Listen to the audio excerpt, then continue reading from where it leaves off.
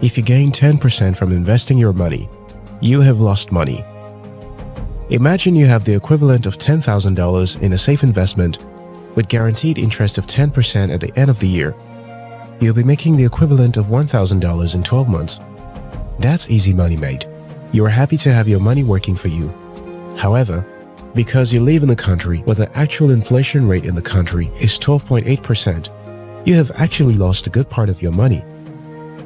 The reason for this is because the system is designed to make money work as hard as possible towards the growth of the economy. Every year, more money is created in the system that makes the value of existing money to lose its value. To help you understand this better, let me use an example of a company share to explain this. Imagine you are a shareholder of a company. Let's call the name of the company Shillings. Shillings has 1,000 shares valued at $1,000, and you own 100 shares of the company. So each share is valued at $1. That makes you owner of 10% of Shillings, equivalent to $100. However, Shillings has a policy of creating 12.8% new shares every year as compensation to loyal employees and to raise funds from new investors. So in 1 year, the company creates 128 new shares. This increases the total share of the company to 1,128. If the value of the company remains at $1,000, that means each share is now worth $0.88 instead of $1. So your 100 shares are now worth $88.6. That means you have lost $11.4. If, however, the value of the company grew by 10% to $1,100, then your 100 shares will be worth $97.5 or $0.97 per share.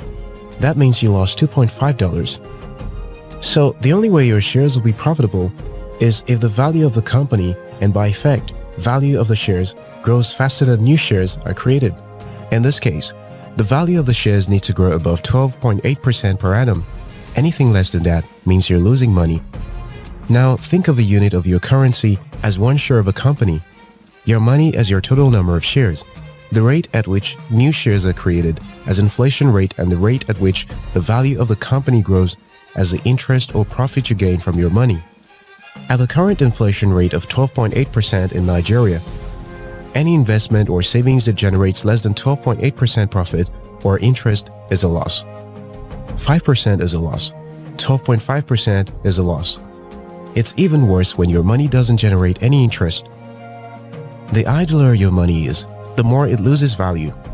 By gaining 10% on your savings, you are actually losing 2.8% of your money. Unfortunately, 99% of people do not understand this about money.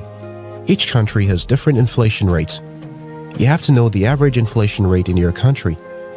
It doesn't matter what the rate is, 3%, 7%, 18%. The lesson is to ensure your money is growing faster than the inflation rate. If the inflation rate in your country is 7% and you are gaining 5% on your investment, you are losing money. Why savers are losers? Recently, the central bank in my country reduced interest rate on savings account from 3% to 1.25%, whereas the monetary policy rate, which is the interest rate at which the central bank lends money to banks, is at 12.5%. With an inflation rate of 12.8%, you are literally paying banks to keep your money for you. If you do the math, in this situation, savers are losing 11.55% of their money each year. Doesn't that make you feel uncomfortable? Think about it. You labor through the year to make money. You make all the sacrifices to save part of your income, only to lose 11.55% of the value of your money. If you are a saver, I'm sorry to announce this to you. You are a loser by default. Have you ever asked someone you consider a rich businessman for a lump sum of money as loan, and he tells you he doesn't have that kind of money? Sometimes they may say that because they don't want to risk their money with you, but in many cases, they may not actually have that kind of money to spare at the time. You see, rich people understand this concept of inflation. They don't keep a large chunk of idle money in a savings account, except for emergencies. This is why rich people are very accustomed to borrowing. Since their money is often tied down in some investment portfolio, they often have to take loans to finance business and investment opportunities.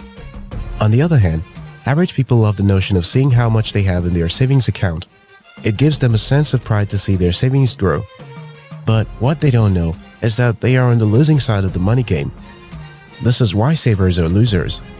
So, what can you do to overcome this inevitable consequence of inflation? Here are some things you can do. Start with the minimum. If you have formed the habit of saving money in the bank, that means you have been a victim of inflation all this while. First, start with minimizing the effect of inflation on your money by putting your money where you can gain interest that is close to or a bit more than inflation rate. Mutual funds, bonds, and treasury bills are good examples of such investments. Interest rates for mutual fund, for example, fluctuates and varies across countries. Interest on my mutual fund has fluctuated between 4.7% and 16%. Even at the lowest rate, it is still better than saving in the bank. Most mutual funds allow you to withdraw your money within 24 hours. So, in case of emergency, you can easily access your fund. The goal here is to grow your money close to or a little above inflation. Expand your appetite.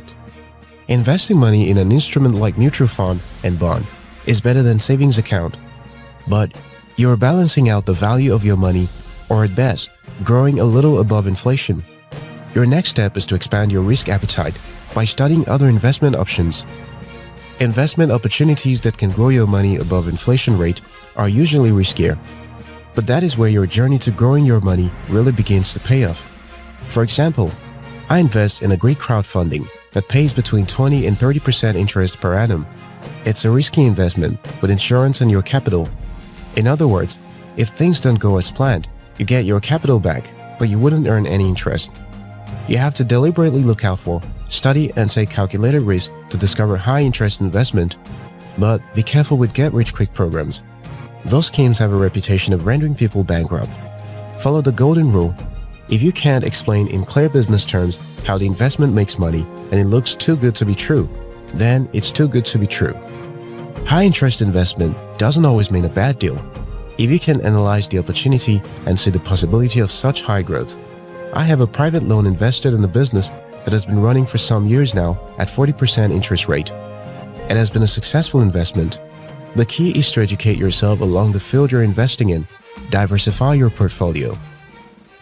The Intelligent Investor by Benjamin Graham is a book Warren Buffett described as by far the best book on investing ever written.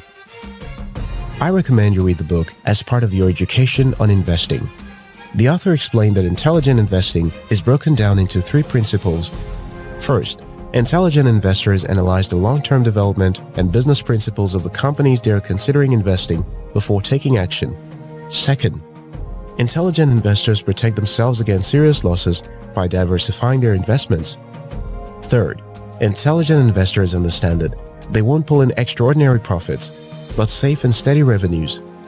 Speaking on the second principle, no matter how tempting an opportunity may be, never put your entire fund into one investment on the promise of high returns. It's better to gain a little than to lose everything. The simple knowledge I want you to take away from this video is that saved money can never grow faster than inflation. The idler your money is, the more it loses value. Get financial education and stop being the victim of the game of money. If you found this video helpful, like and share it with someone. If you're yet to subscribe to After School TV, now's a good time to hit the subscribe button. Until next time, your success matters.